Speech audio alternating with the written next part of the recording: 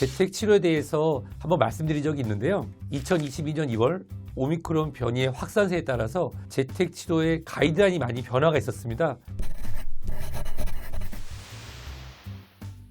예를 한번 들어볼게요. 53세 남자인데 과체중이에요. 이런 분들은 재택치료가 어떻게 될까요? 우선 이 재택치료 관리 단계에서 집중관리군부터 한번 확인해 볼까요? 재택치료를 받는 분 중에 집중관리군은 재택치료자의 약 15% 정도 해당되시는데요. 만 60세 이상 그리고 먹는 치료제를 처방받는 분들입니다. 먹는 치료제는 현재 면역저하자 50세 이상이면서 당뇨, 고혈압 등의 신장질환 또는 만성 콩팥질환, 천식을 포함하는 만성 폐질환, 암, 과체중, 면역억제성 질환, 신경발달 질환들을 가지신 분이거든요.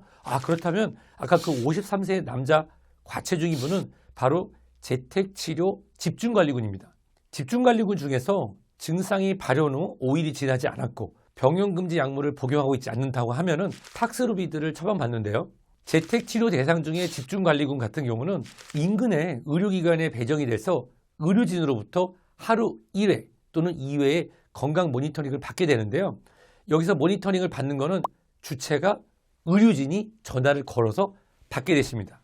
또 이 집중관리군만 재택치료 키트 5종 또는 3종을 지급받게 되는데요. 이곳에는 해열제, 체온계, 산소 포화도 측정기들이 들어가고요. 근데 이 와중에 만약에 증상이 악화된다. 그런 경우에는 외래 진료센터에 대면 또는 비대면으로 치료를 받을 수 있습니다. 산소 포화 측정기로 측정을 했는데 94%보다 낮게 나오는 경우에는 즉시 연락을 해야 됩니다. 이런 경우에는 119 등에 신고를 해서 재택치료점을 밝히고 그리고 바로 이송 조치를 받으실 수가 있습니다. 그렇다고 하면 대부분 입원 치료를 하고 있지 않거나 집중관리군이 아닌 일반관리군은 어떻게 될까요? 일반관리군 같은 경우는 먹는 치료제도, 재택치료 키트의 공급 대상도 아닙니다. 그렇다고 하면 실제로 검체 채취로부터 7일 동안 스스로 건강 상태를 확인하고 호흡기 전담 클리닉이나 이 호흡기 지정 의료기관 동네 병원에 본인이 스스로 전화를 해서 비대면 진료를 받게 됩니다. 여기 차이가 있네요. 집중관리군 같은 경우는 기다려 계시면 동네 병의원 또는 지정의료원에서 전화가 옵니다. 하지만 재택치료 일반 관리군 같은 경우는 본인이 증상이 있을 때 전화를 걸어서 확인을 하셔야 되고 전화는 2회까지 가능하지만 실질적으로 현재 의료진들이 업무가 많다 보니까 1일 1회 정도 전화를 하실 수 있다고 합니다. 그렇다고 하면은 일반 관리군 같은 경우는 과거에는 전화를 받아서 안내를 받았지만 안내를 못 받으시잖아요. 그러면 어디에 전화해서 동네 병의원에 비대면 진료를 받을 수 있을까요? 질병관리청 코로나19 홈페이지 여기 보시면 호흡기 전담 클리닉 검사 진료 운영기관 안내 팝업창이 뜨는데요. 이걸 확인하시거나 또는 건강보험심사평가원 홈페이지에 알림창에도 확인이 가능합니다. 2월 중순 이후에는 포털 사이트 네이버 등에서 호흡기 진료 지정 의료기관으로 검색해서 확인하실 수가 있습니다. 일반 군으로 분류됐을 때 가장 중요한 것은 본인의 건강 상태를 확인하는 게 중요한데요. 집중관리군과 마찬가지로 우려되는 증상이 발생한다면 바로 비대면 진료를 받아야 됩니다. 예를 들어서 체온이 38.5도씨 이상으로 지속된다. 해열 진통제를 먹어도 가슴이 답답하거나 열이 떨어지지 않는다. 그리고 일반 관리군 같은 경우는 산소 포화 측정기를 받을 수가 없기 때문에 미리 구입하지 않은 경우라고 하면 실제로 입술 주변이 창백해지거나 5발자국 이상 걸었는데 가슴에 통증과 더불어서 호흡곤란을 느낀다. 이런 경우라고 하면 바로 준비해서 전화를 하셔야 됩니다. 이 전화를 한다면 어디 전화해야 될까요? 우선은 우리가 등록되어 있는 호흡기 진료 의료기관에 전화를 해서 확인하는 방법도 있고요. 119 등에 전화를 하셔서 재택치료 일반 관리군인데 현재 증상이 악화돼서 의료기관으로 이송을 요청하셔야 됩니다. 전문가들이 예측하기로 재택치료 일반 관리군 경우에는 이러한 응급 상황이 발생할 가능성이 매우 낮으나 하지만 코로나19의 특성은 개별적으로 예측할 수 없는 경우도 있기 때문에 실제로 산소 포화도가 떨어지는 이러한 증상을 보이거나 가슴에 통증이 지속되고 발열이 지속될 때는 지체 없이 119 등 연락을 하셔서 바로 이송을 요청하셔야 합니다. 그렇다고 하면 혼자 사시는 분들은 어떡하냐고요?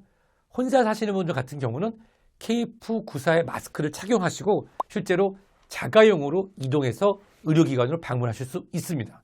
근데 또 걱정되시는 분들이 있죠. 소아와 임신부가 있는 경우인데요. 현재 기준으로 보면 소아 임신부는 재택치료에 집중관리군에 들어가지 않기 때문에 호흡기 증상들을 살피는 게 중요합니다. 실제로 어린이 환자들의 세팅을 보면요. 이래요.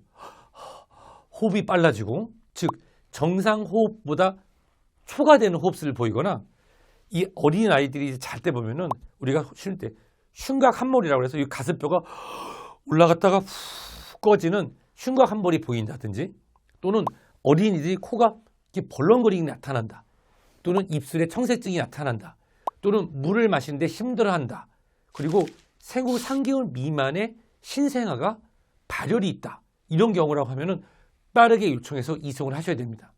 실제로 임신부인 경우에도 아이의 태동이 더 심해지거나 호흡수가 빨라지거나 또는 청색증이 발현되거나 일반적인 해열제에도 반응 안 하는 고열이 발생하는 경우에는 바로 24시간 재택지원 상담센터 외에 바로 연락을 하셔서 이송을 받으셔야 됩니다.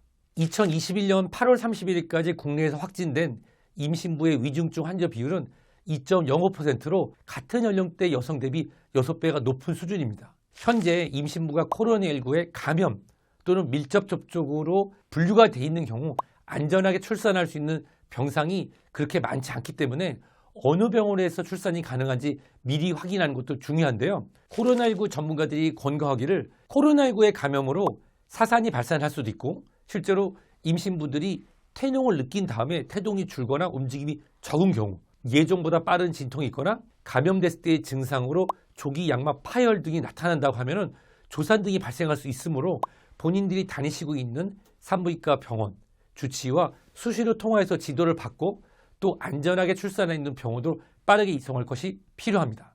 코로나19의 오미크론 변이, 현재 확산세가 굉장히 많이 진행되고 있는데요. 실질적으로 오미크론 변이인 경우에는 가볍게 일주일 정도의 격리와 관찰로 회복할 수 있습니다만은 모든 사람에게 코로나19 오미크론 변이가 똑같이 나타나진 않죠. 따라서 재택치료 일반 관리군인 경우에는 더 각별한 주의가 필요하고 본인의 건강 상태에 대해서 좀 더 차분하고 그리고 신중하게 확인해서 의료진의 도움을 받아서 필요한 경우에는 지체 없이 이송을 받을 수 있으면 좋겠습니다.